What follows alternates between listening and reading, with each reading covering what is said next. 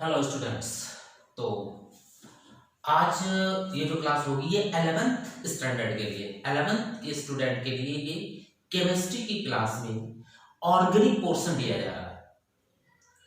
अब organic portion में क्या क्या आता है या केमिस्ट्री में टोटल कितने पार्ट होते हैं, इन सब चीजों को बिल्कुल जीरो बेस, बिल्कुल बेसिक जीरो लेवल से इसको आज हम लोग स्टार्ट करेंगे।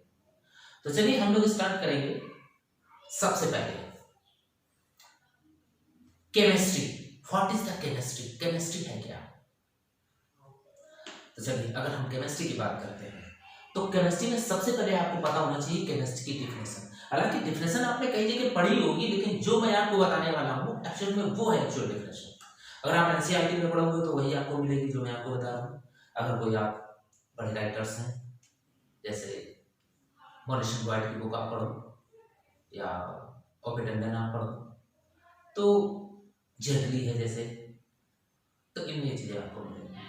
तो चलिए इसके लिए हम स्टार्ट करते हैं कि what is the chemistry. Chemistry की डिफिनेशन क्या है? तो सबसे पहले ये समझ लो कि दुनिया की कोई भी चीज हो, अगर उसके 4 पैरामीटर्स का हम सिस्टमैटिक स्टडी करते हैं that is called chemistry. Chemistry की बेसिक सिंपल डेफिनेशन है कि दुनिया की कोई चीज ले लो आप, भले ये मार्कर ले लो, ये बोर्ड ले लो या फैन या मोबाइल या समथिंग कुछ भी, अगर हम उसके 4 पैरामीटर्स का सिस्टमैटिक तरीके से स्टडी करेंगे that is called chemistry.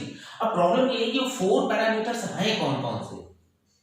4 parameters आपको अच्छे से पता होने चाहिए।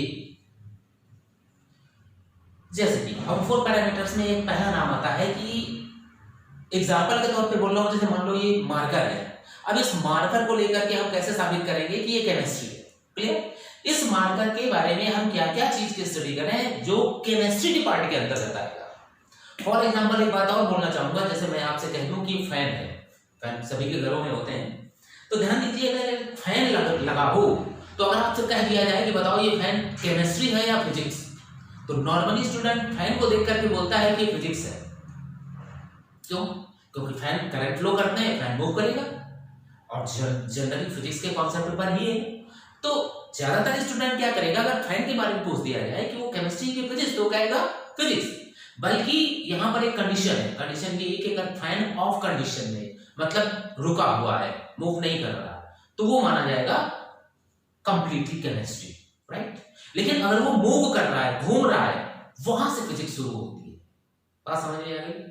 अब देखो मैं कैसे प्रूव करूंगा कि अगर एक फैन बंद कंडीशन में है, ऑफ, स्विच उसका ऑफ है, देन वो केमिस्ट्री कैसे?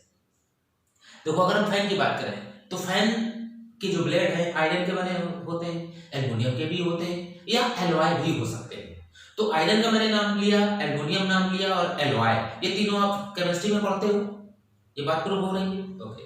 दूसरी बात, अगर हम बात करें कि फैन में कुछ प्लास्टिक के कवर भी होते हैं, तो प्लास्टिक भी केमिस्ट्री में ही आता है। अगर हम बात करें फैन के अंदर वायर होते हैं, कॉपर वायर, वो भी केमिस्ट्री में है। तारपीन ऑयल होता है, वो भी केमिस्ट्री में है। उसके अंदर एक मोटर होती है जो फिलअप की जाती है, वायरिंग की जाती है, तो वो भी तो केमिस्ट्री में ही है। आयरन की बात करो, वायर की बात करो, प्लास्टिक की बात करो, एलॉय की बात करो, ये सब केमिस्ट्री में ही है ना। हाँ, अब इसमें फिजिक्स कहां से स्टार्ट हो रहा है?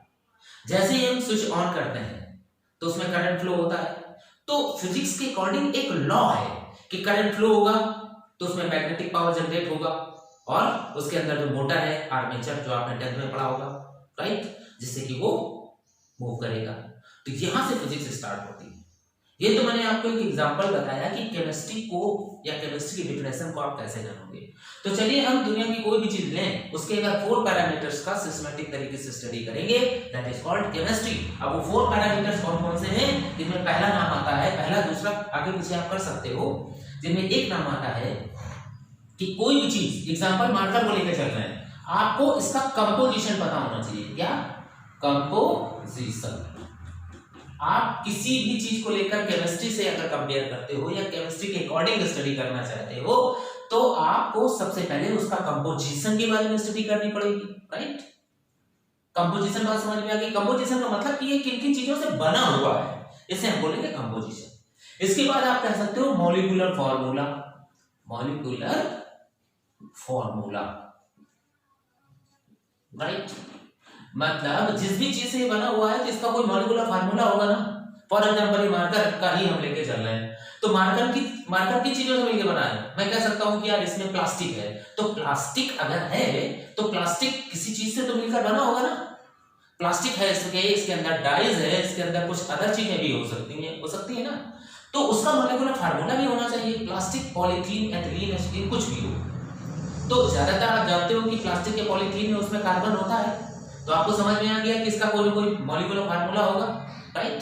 और ये कई चीजों से मिलकर बना होगा, मतलब कंपाउंड डिफरेंट टाइप के होंगे, वो कंपोजिशन हो गया। और एवरी कंपाउंड या मॉलिक्यूल का फार्मूला होगा, वो हो गया मॉलिक्यूलर फार्मूला। दो चीजें हो गई। तीसरा पॉइंट आप ले सकते हो रिएक्शंस। रिएक्शंस मतलब केमिकल रिएक्शंस। इट मींस इस मार्कर का कंपोजिशन आप पता कर लो, इस मार्कर में जो भी एलिमेंट अवेलेबल है उनका मॉलिक्यूलर फार्मूला, एलिमेंट, मॉलिक्यूल या कंपाउंड, मॉलिक्यूलर फार्मूला के बारे में स्टडी। और तीसरा पॉइंट कि इसके बाद यह रिएक्शंस किन किन चीजों से कर सकता है। फॉर एग्जांपल इसको हम ऐसे हवा में रख दें तो क्या एयर से रिएक्ट कर जाएगा? बिल्कुल नहीं करेगा एयर से रिएक्ट। लेकिन अगर हम इसको एसिड में डाल दें तो क्या पता रिएक्ट कर जाए? प्लास्टिक है, हो सकता है। अगर हम इसे बेस में डाल दें, बेस से रिएक्ट कराएं तो पता नहीं रिएक्ट करता है या नहीं करता। अगर करता है तो क्या होगा? यही तो सारी जानकारी या स्टडीज हो गई ना। तीसरा, मान लो अगर हम इसको एयर के साथ बर्न करें, फॉर एग्जांपल अगर हम इसे एयर के साथ बर्न करते हैं तो बर्न करने पर क्या रिएक्शंस होगी, क्या बन सकता है? कोई प्रोडक्ट तो बनेगा ना, कार्बन डाइऑक्साइड बनेगी या कार्बन मोनोऑक्साइड बनेगी या कुछ भी। क्लियर? तो तीसरा क्या गया कि उस पर्टिकुलर प्रोडक्ट का, उस चीज का रिएक्शंस के बारे में स्टडी करना, ठीक है। और चौथा नंबर आ गया अदर प्रॉपर्टीज। अदर प्रॉपर्टीज मतलब कहने का ये हो गया कि दुनिया की कोई भी चीज ले लो, अगर उसके ये 4 पैरामीटर्स का हम सिस्टमैटिक तरीके से स्टडी करेंगे, दैट इज कॉल्ड केमिस्ट्री। बात समझ में आ गई? तो केमिस्ट्री की ये ओरिजिनल डेफिनेशन है। कंफर्म? राइट। अब हम बात करें कि चलो ठीक है केमिस्ट्री, तो केमिस्ट्री की शुरुआत कहां से हुई? केमिस्ट्री के अंदर हम लोग क्या क्या पढ़ते हैं, केमिस्ट्री के कितने पार्ट हैं, राइट। तो इन सब चीजों को जानने के लिए हम सबसे पहले तो ये जानेंगे कि केमिस्ट्री का फर्स्ट क्लासिफिकेशन किसने किया। देखो केमिस्ट्री भी एक बड़ा सब्जेक्ट है, तो आप जानते हो कि कोई भी सब्जेक्ट का अगर हम प्रिपरेशन करते हैं तो जनरली उसका क्लासिफिकेशन करके करते हैं। एक पार्टीशन बनाते हैं कि इस पूरे पोर्शन में क्या क्या आता है, उसका सिस्टमैटिक तरीके से डिवाइड करते हैं। जैसे आपका सिलेबस ही है, फिजिक्स हो, केमिस्ट्री हो, मैथ हो, बायो हो, कुछ भी हो, तो उसमें आप देखते हो ना कि एक पार्टीशन क्लासिफिकेशन होता है कि पहला लेसन एक नाम होता है, उसके अंदर ये चीजें आएंगी। दूसरा लेसन उसका भी कुछ नाम होगा, उसके अंदर कुछ नए कंटेंट होंगे। तीसरा लेसन उसका भी कुछ नाम होगा, उसके अंदर कुछ नए कंटेंट होंगे। तो ये क्या है? क्लासिफिकेशन ही तो है, किसी भी चीज को सिस्टमैटिक तरीके से स्टडी करने के लिए। तो उसी तरीके से ये 4 पॉइंट अगर किसी भी चीज के आप स्टडी करते हो, ये 4 पॉइंट के बारे में, तो उसे कहा जाएगा केमिस्ट्री की डिफिनेशन मानी जाएगी उसे। हाँ, एक पॉइंट और रह गया, अदर प्रॉपर्टीज में क्या क्या आएगा? अदर प्रॉपर्टीज का मतलब होता है कि जैसे हमने मार्कर को लेकर के बात की, तो मार्कर का जैसे मेल्टिंग पॉइंट है, इसका बॉइलिंग पॉइंट है, इसका वेट है, इसकी डेंसिटी है, इसका साइज है, इटीसी। आप ये समझ लो कि यार मार्कर लिखने के काम आता है। क्लियर है? तो अब इसका वेट इतना भी ना हो कि 1 घंटे की क्लास में हाथ दर्द करने लगे, उंगलियां टेढ़ी हो जाए, राइट। और मेल्टिंग बॉइलिंग पॉइंट की बात करें तो अब ऐसा भी ना हो कि अगर बहुत ज्यादा कड़ाके की सर्दी पड़ने लगे, ठंड पड़ने लगे, तो इसकी इंक पता चला इसमें जम गई, आइस में कन्वर्ट हो गई, राइट। ऐसा भी ना हो। अब ऐसा भी नहीं कि टेम्परेचर अगर 48 डिग्री आ जाए तो पता चल गया पिघलने लगे, मेल्ट हो जाए। तो इन सब चीजों का ध्यान रख के कोई चीज बनाई जाती है ना, तो ये किसमें आ गया? अदर प्रॉपर्टीज में। क्लियर? तो किसी भी चीज की ये 4 पैरामीटर्स का अगर हम सिस्टमैटिक तरीके से स्टडी करते हैं, उसे कहा जाएगा केमिस्ट्री। ये है केमिस्ट्री की ओरिजिनल डेफिनेशन, राइट। अब हम बात करेंगे कि केमिस्ट्री को कितने पार्ट में डिवाइड किया गया है। तो देखिए केमिस्ट्री को सबसे पहले लीमरी नाम के एक साइंटिस्ट का नाम आता है, लीमरी ने क्या किया? केमिस्ट्री को 2 पार्ट में कन्वर्ट किया। इसमें 2 पार्ट। एक बात मैं आपको और बताना चाहूंगा, जिसे आप केमिस्ट्री कहते हो ना, पहले इसका नाम अल्केमी था। कीमिया, अल्केमी, ये सब केमिस्ट्री के ही बिगड़े हुए रूप कह लो या स्टार्टिंग के फॉर्म कह लो। बाद में जैसे जैसे टाइम कन्वर्ट हुआ, बाद में कंप्लीट इसका नाम क्या पड़ गया? केमिस्ट्री। क्लियर है? अल्केमी या कीमिया वर्ड से ही ये केमिस्ट्री शब्द जनरेट हुआ है। ठीक है, तो केमिस्ट्री का सबसे पहले दो पार्ट बनाए और किसने बनाए? लीमरी का नाम आता है। लीमरी का नाम आपको केमिस्ट्री की बुक में नहीं मिलेगा, वो मिलेगा आपको बायो में अगर आप कुछ पढ़ोगे, क्योंकि बायो केमिस्ट्री या केमिस्ट्री के कुछ पार्ट बायो में यूज होते हैं या अवेलेबल होते हैं और बायो के कुछ पार्ट केमिस्ट्री में होते हैं। तो कुछ ऐसी चीजें हैं जो आपको ये नाम वहां मिलेगा। तो देखिए, लीमरी ने केमिस्ट्री के दो पार्ट बनाए। एक पार्ट बनाया उन्होंने ऑर्गेनिक, राइट, दूसरा बनाया है उन्होंने इनऑर्गेनिक। समझ आई बात? ये क्लासिफिकेशन किसने किया? सबसे पहले लीमरी ने किया। एक का नाम रखा ऑर्गेनिक केमिस्ट्री और दूसरा इनऑर्गेनिक केमिस्ट्री। कंफर्म? अब इन्होंने क्लासिफिकेशन किस टाइप से किया? उन्होंने बताया ऐसी चीजें जो लिविंग थिंग्स से जनरेट होती हैं उसे कहा जाएगा ऑर्गेनिक कंपाउंड, राइट, उन्हें हम ऑर्गेनिक केमिस्ट्री में रखेंगे। और ऐसी चीजें जो डेड चीजों से जनरेट होती हैं या सिंथेसिस होती हैं उन्हें हम किसमें रखेंगे? इनऑर्गेनिक कंपाउंड मानेंगे या इनऑर्गेनिक केमिस्ट्री डिपार्ट माना जाएगा। क्लियर है? अब जरा यहां पर एक बहुत इंटरेस्टिंग पॉइंट है। उन्होंने क्या किया कि जितने एनिमल्स वगैरह थे, ठीक है, जीव जंतु जिन्हें आप कह लो, उन सबको किसमें रखा? ऑर्गेनिक में। और प्लांट एंड मिनरल्स या रॉक्स, उन चीजों को उन्होंने रखा इनऑर्गेनिक में। बात समझ में आ रही है? मतलब मैं ये बताना चाहता हूं कि लीमरी ने क्या किया, प्लांट को इसमें रखा था, ठीक है, और जितने क्रीचर्स थे, जितने प्राणी जीव जंतु एनिमल्स को रखा ऑर्गेनिक में, प्लांट एंड रॉक्स या अदर मिनरल्स को रखा इनऑर्गेनिक में। अब सवाल ये है कि यार जब कहा जा रहा है कि लिविंग थिंग्स और ये नॉन लिविंग, तो प्लांट इसमें क्यों रख दिया उन्होंने? तो इसका जवाब ये होगा कि उस समय जब लीमरी ने क्लासिफिकेशन किया था, उस समय लीमरी को क्या पूरी दुनिया में किसी को ये नहीं मालूम था, इंडियंस को छोड़कर, पूरी दुनिया की जो मैं बात कर रहा हूं, इंडियंस को छोड़कर बाकी पूरी दुनिया में लोगों को इस बात का विश्वास नहीं था कि प्लांट लिविंग में आते हैं, मतलब प्लांट जीवित है। ऐसा इंडियंस को छोड़कर बाकी कोई नहीं मानता था। बात समझ में आ रही है? क्योंकि अपने इंडिया में तो सदियों से, हजारों साल पहले से ही प्लांट को लिविंग माना जाता रहा है, इसीलिए उनकी पूजा की जाती रही है। क्लियर है? और काफी समय बाद, जब चूंकि उस समय कंफर्म नहीं था कि ये लिविंग में आते हैं अदर लोगों को, इसलिए उन्होंने क्या किया कि इनऑर्गेनिक में प्लांट को रख दिया। लेकिन काफी समय बाद आप ऐसा समझ लो कि जब इंडियन साइंटिस्ट आपने पढ़ा होगा, शायद हरगोविंद खुराना या ऐसे ही कुछ दो चार लोगों के नाम है, उन्होंने ये किसी इंडियन साइंटिस्ट ने ये प्रूव किया था कि जो प्लांट होते हैं वो सांस लेते हैं, मतलब ऑक्सीजन रिलीज करते हैं। तो उनमें शायद हरगोविंद खुराना हो या जगदीश चंद्र बोस या बसु, ऐसा कुछ उनका नाम है। तो आपने देखना, आपने 10th वगैरह में लिया गया होगा या आगे भी। तो कुल मिलाकर आपको ये पता हुआ कि देखिए, लीमरी को ये बात कंफर्म नहीं थी कि प्लांट लिविंग में आते हैं, लेकिन इंडियन साइंटिस्ट ने जब ये बात प्रूव करी कि प्लांट लिविंग में आते हैं, तो इसके बाद केमिस्ट्री का फिर क्लासिफिकेशन किया गया। और इसके बाद जो क्लासिफिकेशन किया गया वो किसने किया? उनका नाम आता है बर्जीलियस। लीमरी के बाद सबसे इंपॉर्टेंट रोल जो था वो था बर्जीलियस का। क्लियर है? सेकंड इंपॉर्टेंट रोल बर्जीलियस, नाम याद रखना है। बर्जीलियस ने क्या किया? केमिस्ट्री के 3 पार्ट बनाए, राइट। तीसरे का नाम दिया उन्होंने फिजिकल केमिस्ट्री। क्लियर है?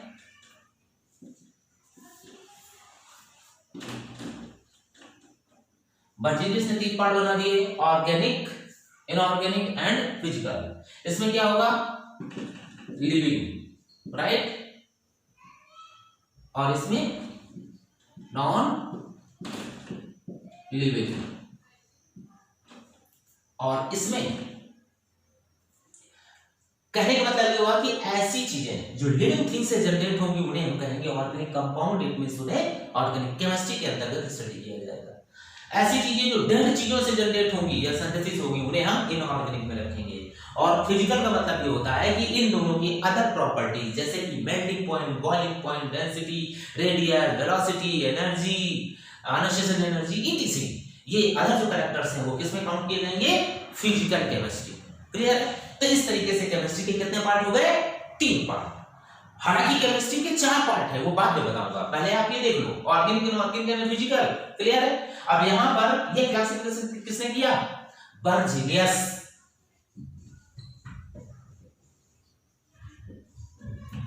बर्जीलियस का नाम याद रखना है, बर्जीलियस ने एक पार्टीशन किया। अब बर्जीलियस के अकॉर्डिंग बर्जीलियस ने क्या बात बताई कि जो लिविंग थिंग से जनरेट होंगे उन्हें हम कहेंगे ऑर्गेनिक और जो डेड से वो इनऑर्गेनिक। क्लियर। अब सवाल ये था कि भाई ऐसा क्या है कि लिविंग थिंग से जनरेट होने वाले ही जो है ऑर्गेनिक कहलाएंगे। तो देखो ऑर्गेनिक की डिफिनेशन क्या बनी। उनका कहना था कि ऐसे कंपाउंड जो ऑर्गन्स की प्रेजेंस में, लिविंग थिंग्स में ऑर्गन्स की प्रेजेंस में सिंथेसिस हो या जनरेट हो, उन्हें हम कहेंगे ऑर्गेनिक कंपाउंड। तो सवाल क्या था कि भाई ऑर्गन्स की प्रेजेंस में लिविंग थिंग्स में ही क्यों जनरेट हो, डेड से क्यों नहीं होते। तो उनका जवाब ये था कि लिविंग थिंग्स में एक विशेष प्रकार का फोर्स होता है जिसे हम कहते हैं वाइटल फोर्स। अब देखिए यहां पर एक नया नाम आ रहा है, बर्जीलियस का ही कॉन्सेप्ट है जिसे कहा गया वाइटल फोर्स थ्योरी। क्वेश्चन बनता है कि वाइटल फोर्स थ्योरी किसकी है, तो आप कहेंगे बर्जीलियस ने बताया था vital force. Vital force theory किसकी है, बर्जीलियस की। क्लियर है। वाइटल फोर्स क्या कहता है, क्या बताता है, इसका मतलब क्या है। अकॉर्डिंग टू बर्जीलियस उन्होंने कहा कि लिविंग थिंग्स में एक विशेष प्रकार का फोर्स पाया जाता है जिसे हम वाइटल फोर्स कहते हैं। तो सवाल ये था कि आखिर लोगों को समझ नहीं आया कि वाइटल फोर्स है क्या, वो नहीं एक्सप्लेन कर पाए। तो उन्होंने कहा कि vital force as a goddess power, vital force as a goddess power. मतलब ये हुआ कि लिविंग थिंग्स में एक स्पेसिफिक फोर्स होता है, ऑर्गन तो होते ही होते हैं, बट उसकी बॉडी के अंदर एक विशेष प्रकार का फोर्स होता है जिसे उन्होंने वाइटल फोर्स कहा। तो उस फोर्स के कारण ऑर्गेनिक कंपाउंड, उस फोर्स के कारण लिविंग थिंग्स के अंदर ऑर्गेनिक कंपाउंड सिंथेसिस होता है। फॉर एग्जांपल यूरिया, क्या नाम दिया उन्होंने, यूरिया। लेकिन उन्होंने कहा कि जो इनऑर्गेनिक मतलब जो डेड चीजें जो होंगी उनके अंदर वाइटल फोर्स नहीं होता, जिसके कारण ऑर्गेनिक कंपाउंड सिंथेसिस नहीं होगा, मतलब इनऑर्गेनिक सिंथेसिस होगा, नॉट ऑर्गेनिक। बात समझ में आ रही। तो इस तरीके से उन्होंने ये क्लासिफिकेशन किया। क्लियर। अब हालांकि यहां पर अभी भी आपके सामने कंफ्यूजन होगा कि आखिर वाइटल फोर्स है क्या। उन्होंने तो ये कह दिया, अपना काम खत्म कर दिया कि vital force as a goddess power. तो जरा इस बात को ऐसे समझो कि अगर यही बर्जीलियस इंडिया में पैदा हुए होते तो शायद वो वाइटल फोर्स ना कहते। वाइटल फोर्स को हिंदी में कहा जाता है जैव शक्ति सिद्धांत, इंग्लिश में कहेंगे वाइटल फोर्स थ्योरी। जैव शक्ति का अगर आप क्लासिफिकेशन करेंगे या उसका डिस्क्रिप्शन समझें तो जैव शक्ति का मतलब होता है जीवन जनरेट करने वाला, लाइफ जनरेट करने वाला पावर। क्लियर है। अब यही बर्जीलियस अगर इंडिया में होते तो शायद वो वाइटल फोर्स ना कहते, वो क्या कहते, ऐसी कोई भी चीज, ऐसा कोई भी थिंग्स या ऐसा कोई भी ऑब्जेक्ट जिसके अंदर आत्मा हो, जीवन हो, उसे हम कहेंगे वाइटल फोर्स। वो जो लाइफ क्रिएट करने वाला पावर होता है उसे कहा गया वाइटल फोर्स। बात समझ में आ गई। ओके। नॉर्मली आप कह सकते हो कि किसी चीज के अंदर आत्मा है तो वो जिंदा है, जिंदा है तो ऑर्गेनिक कंपाउंड सिंथेसिस होगा। ये कहना किसका था, बर्जीलियस का कहना था। इतना कंफर्म हुआ। ओके। लेकिन लगभग 14 साल बाद, आफ्टर 14 इयर्स अप्रोक्सीमेट 14 साल बाद इन्हीं के एक स्टूडेंट थे जिनका नाम था वोलर। वोलर का नाम आपने सुना होगा। उन्होंने जानते हो क्या किया, वाइटल फोर्स थ्योरी तोड़ दी। हालांकि जानबूझ के ऐसा नहीं किया, वो एक एक्सीडेंटल ऐसा हो गया और उनकी वाइटल फोर्स थ्योरी ब्रेक हो गई। किसकी, बर्जीलियस की। कैसे, एक्चुअली वो क्या कर रहे थे, लैब में कोई अपना एक्सपेरिमेंट कर रहे थे। मिस्टर वोलर जो उनके स्टूडेंट थे, कुछ एक नॉर्मल एक्सपेरिमेंट कर रहे थे। उन्होंने कोई प्रोडक्ट लिया, एक्चुअली उनको चाहिए कुछ और था लेकिन मिल गया कुछ और। कैसे, आप मान के चलो कि उन्होंने, जानते हो क्या किया, मैं एक छोटी सी चीज लिख रहा हूं।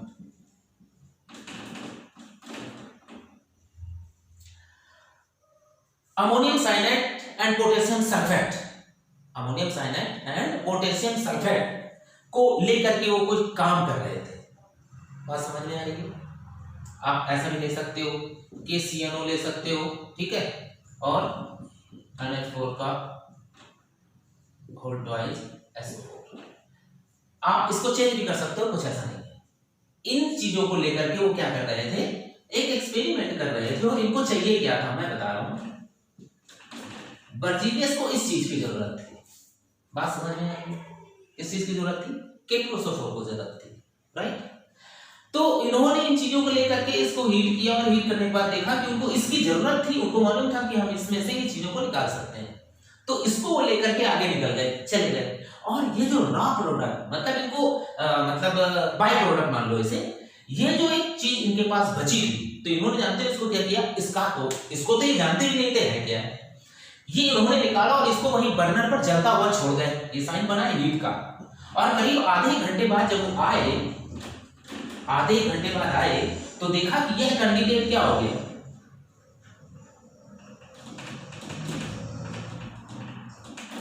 आधे घंटे बाद जब आकर के इन्होंने इसको देखा तो यह इसमें कन्वर्ट हो गया। इसका मतलब क्या हुआ, यह जो कैंडिडेट है ये क्या है, ये इनऑर्गेनिक है, लेकिन आधे घंटे बाद ये आधे घंटे लगातार बर्न होता रहा, लौट करके आए, इन्होंने जब देखा कि अरे ये बर्नर पर कोई चीज बर्न हो रही है, देखा तो ये व्हाइट हो गया। अब जब इन्होंने इसको टेस्ट किया तो पता चला ये यूरिया निकला। क्या निकला, यूरिया। अब ये एक्सीडेंटल है, इन्होंने कहा यार ये तो इनऑर्गेनिक कंपाउंड ये यूरिया में कैसे कन्वर्ट हो गया, बात समझ में आई। तो इस तरीके से अचानक ही ये इनको जरूरत इस चीज की थी, लेकिन ये प्रोडक्ट बन जाने में इस टाइप से कन्वर्ट होकर के इनको क्या मिल गया, यूरिया।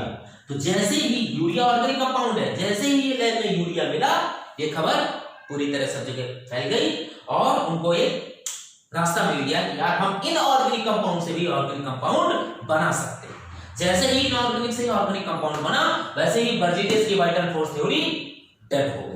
समझ आ गई बात। अब इससे क्वेश्चन बनता है कि लैब में फर्स्ट टाइम कौन सा ऑर्गेनिक कंपाउंड सिंथेसिस किया गया, तो आप जवाब देंगे यूरिया। दूसरा क्वेश्चन, वाइटल फोर्स थ्योरी किसकी है, आंसर आएगा बर्जीलियस की। तीसरा क्वेश्चन, वाइटल फोर्स थ्योरी किसने ब्रेक की, तो आंसर आएगा वोलन। समझ में आ गई बात। ये तीन टाइप के इससे क्वेश्चन बन सकते हैं। चौथा और इंपॉर्टेंट क्वेश्चन जो कि जेईई और नीट दोनों में पूछा गया है कि बताइए इनऑर्गेनिक से ये ऑर्गेनिक तो बन गया, तो क्या कोई बता सकता है कि इनके बीच में कौन सी रिएक्शंस हुई। ये है इंपॉर्टेंट क्वेश्चन। तो चलिए इसको मैं बताता हूं कि इन दोनों के बीच में जो रिएक्शंस हुई उसका आप दो तरीके के नाम दे सकते हो। एक नाम आता है जिसे आप कहोगे रीअरेंजमेंट रिएक्शंस। क्या कहेंगे, रीअरेंजमेंट। और दूसरा आप क्या कह सकते हो, आइसोमेराइजेशन। दूसरा आप कहोगे आइसोमेराइजेशन। देखा जाए तो ये रीअरेंज ही तो हुआ है, और आइसोमेराइजेशन, आइसोमर्स में भी तो रीअरेंज ही होता है। तो यहां से यहां जो चीज कन्वर्ट हुई है इसे आप क्या कहोगे, रीअरेंजमेंट रिएक्शंस। तो बात समझ में आ गई। तो इस तरीके से आज आपने क्या सीखा, वाइटल फोर्स थ्योरी, लैब में क्या फर्स्ट टाइम कौन सा ऑर्गेनिक कंपाउंड बना, ठीक है, ये रिएक्शंस क्या हुई, केमिस्ट्री की डिफिनेशन क्या हुई, और ये सारी चीजें आपकी हो गई।